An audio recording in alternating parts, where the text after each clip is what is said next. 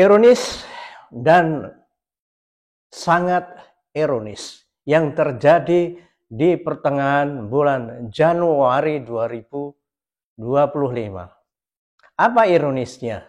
Bahwa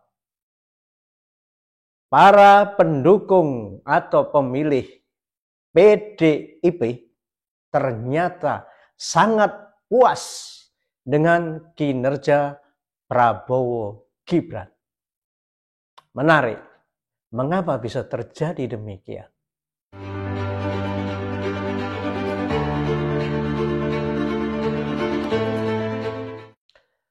Assalamualaikum warahmatullahi wabarakatuh. Jumpa lagi dengan saya Bagawan Kinauyungan di Kalangan, arena informasi dan opini sekitar sosial budaya.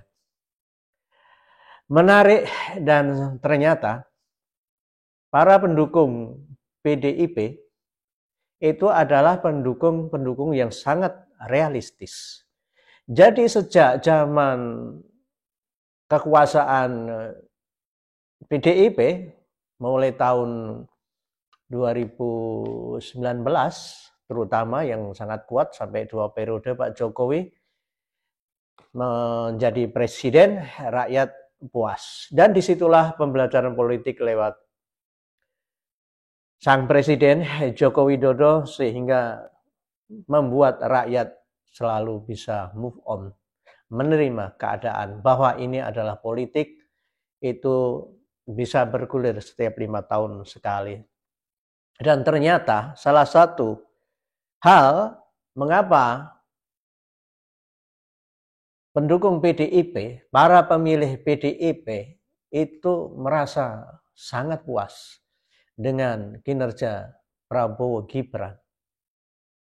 Dari hasil survei yang dilakukan Litbang Kompas yang dirilis tanggal 24 Januari 2025 bahwa kepuasan dari para pendukung PDIP terhadap Prabowo Gibran mencapai angka 74,3%. 74,3%.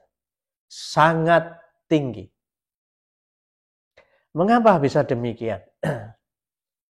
Coba kita lihat apa yang terjadi dalam 100 hari kinerja Prabowo Gibran, yaitu bahwa kinerjanya nyata dan membuat puas.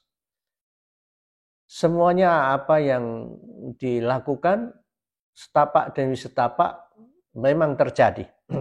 Nah, seperti janji-janji dalam kampanye telah terpenuhi, yaitu yang utama saja, yaitu tentang makan bergizi gratis untuk para pelajar, para siswa-siswa SD, SMP, sampai SMA. Dan ternyata sudah dilakukan. Tidak hanya uji coba, tapi sudah dipraktekkan, walaupun belum menyeluruh seperti targetnya. Diharapkan di akhir 2025, seluruh pelajar dan pesantren di Indonesia bisa mendapatkan makan bergizi gratis. Yang penting juga adalah semakin mantapnya tentang masalah hukum.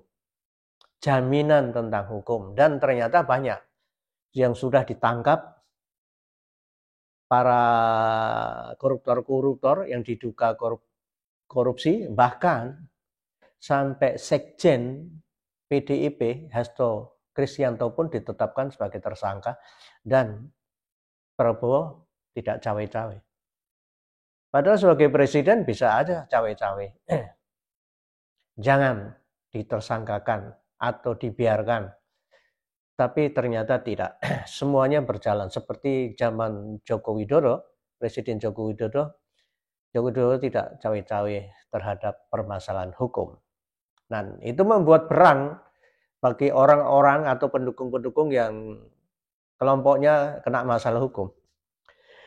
Kembali ke PDIP bahwa kepuasan terhadap Prabowo Gibran itu menunjukkan bahwa pendukung PDIP itu realistis dan sudah move on, bisa mengerti, bisa menerima apa yang dilakukan oleh pemerintahan Prabowo Gibran. Itu ironis yang pertama. Ironis yang kedua, sebaliknya.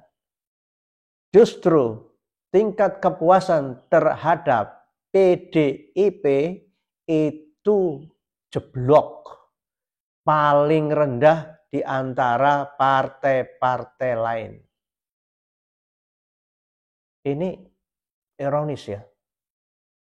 Apalagi kalau melihat kader-kader PDIP, pimpinan-pimpinan dari PDIP, kalau sudah ngomong di media sosial, di televisi, seakan-akan PDIP adalah partai yang paling baik, partai yang paling demokrasi, partai yang memihak wong cilik, pokoknya segalanya dah.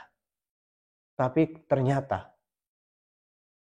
berbanding kebalik dengan apa yang diomongkan atau dirasakan oleh masyarakat, terutama para pendukung PDIP.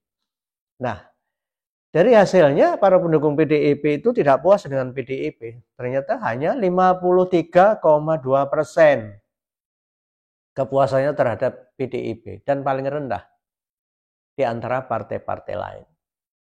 Hasil survei dari Litbang Kompas itu menunjukkan seperti itu. Kepuasan terhadap Partai Gerindra 83%. Kemudian Golkar 73% dan Demokrat 80%. Sangat tinggi. Nah, ini diambil Litbang Kompas karena ini partai-partai besar. Jadi ada PDI, Gerindra, Golkar, Demokrat.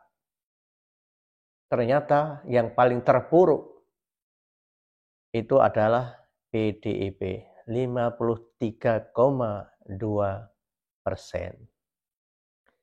Mengapa bisa demikian? Pertanyaan selalu begitu. Mengapa bisa demikian? Rakyat realistis, ternyata sangat sederhana. Tidak puas dengan PDIP, tapi sangat puas dengan Prabowo Gibran. Karena mereka berpikir bahwa PDIP beda dengan Prabowo Gibran. Itu alasan yang sederhana. PDIP berbeda dengan Prabowo Gibran. Jadi selalu terjadi komparasi.